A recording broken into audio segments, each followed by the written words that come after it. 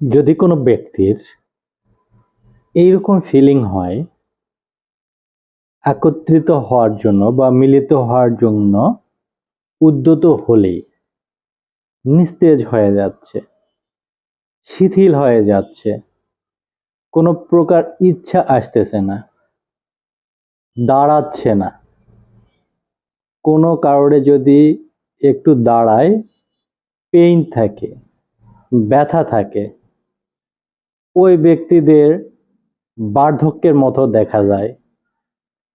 এই সমস্ত লক্ষণগুলো হোমিওপ্যাথি একটি মেডিসিনের মধ্যে দেখা যায়, যেটির নাম হচ্ছে আর্জেন্ট নাইট। এই মেডিসিনটি এই বিশেষ সিমটমে 1 থেকে 2 ফোঁটা 200 পাওয়ার 1 থেকে 1.5 মাস যদি নিয়মিত সেবন করা যায়, ওই রোগীর সমস্যাগুলো দূর হয়ে যায়।